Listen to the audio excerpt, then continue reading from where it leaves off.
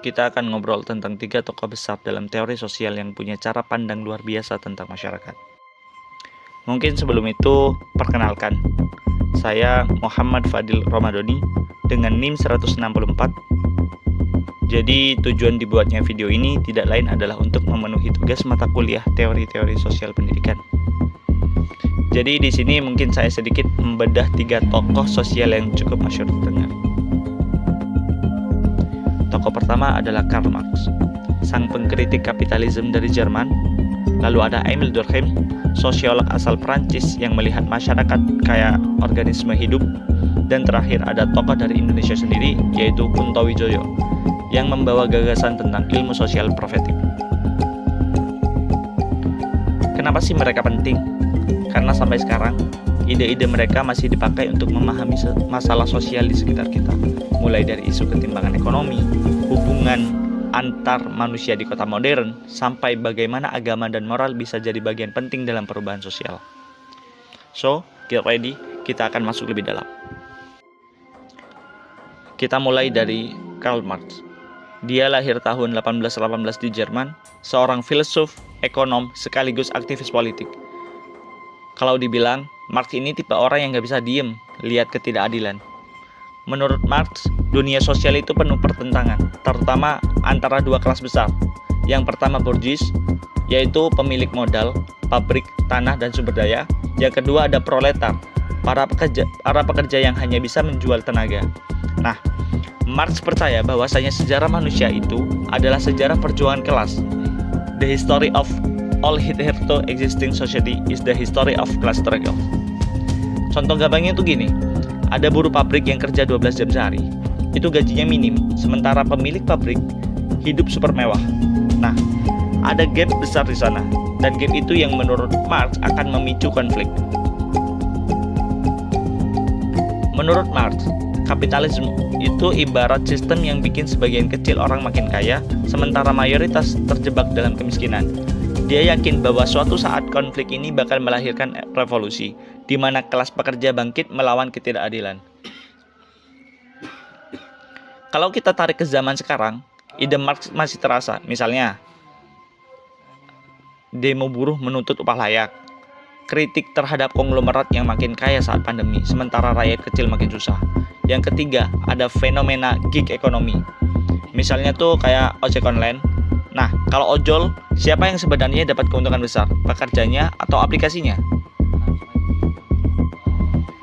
Dari Marx, kita belajar bahwasanya untuk memahami masyarakat, kita harus melihat siapa yang punya power dan siapa yang jadi korban ketidakadilan.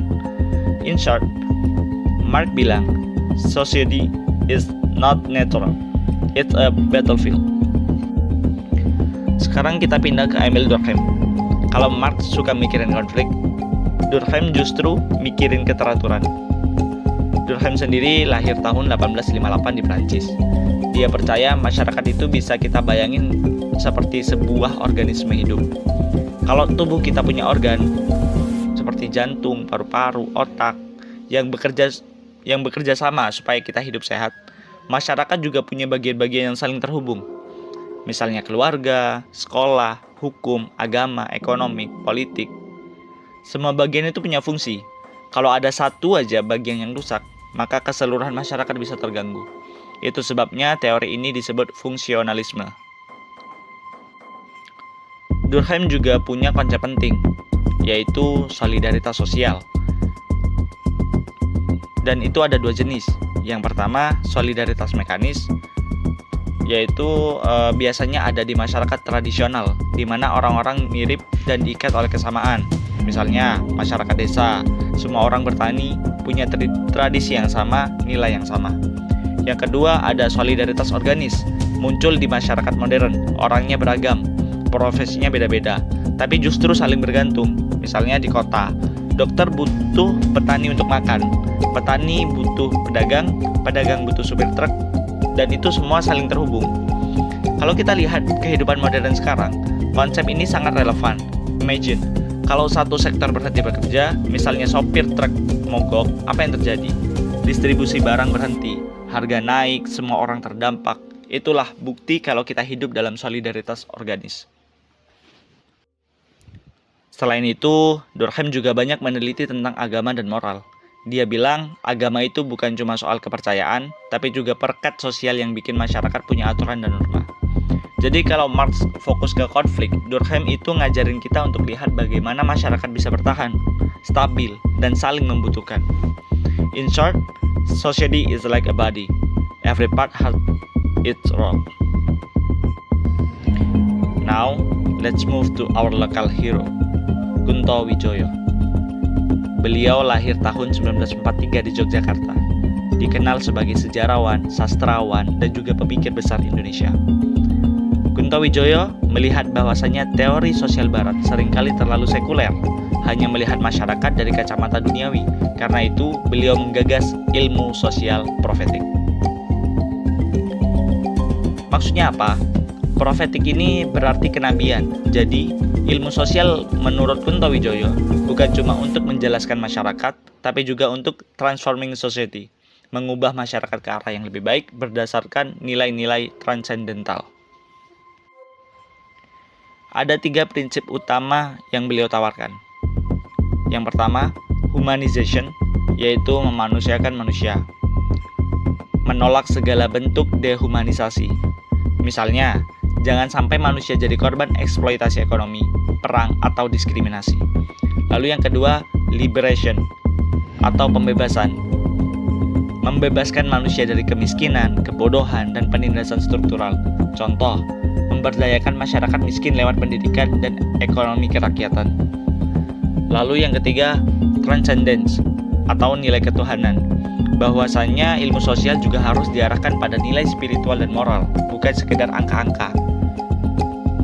Jadi kalau teori Marx dan Durkheim lebih bersifat deskriptif, maka Kunto Wijoyo ini menawarkan teori yang normatif dan transformatif. Contohnya, kalau ada masalah sosial kayak kemiskinan, seorang sosiolog biasa mungkin hanya akan meneliti kausalitasnya atau sebab akibatnya. Tapi menurut Kunto Wijoyo sendiri, ilmu sosial harus turun tangan, membantu memanusiakan yang tertindas, membebaskan yang lemah, dan tetap berlandaskan nilai-nilai agama. Ilmu sosial profetik ini lahir dari refleksi beliau terhadap realitas Indonesia yang masyarakatnya nggak bisa dipisahkan dari agama dan nilai spiritual. So, kalau Marx bilang fight for justice dan Durkheim bilang find harmony in society, Kunto Wijoyo bilang let's get a society that is just, free, and close to God. Jadi kita udah bahas ketiga tokoh. Yang tadi Karl Marx, konflik kelas dan kritik kapitalisme. Yang kedua Emil Durkheim, solidaritas sosial dan fungsi masyarakat.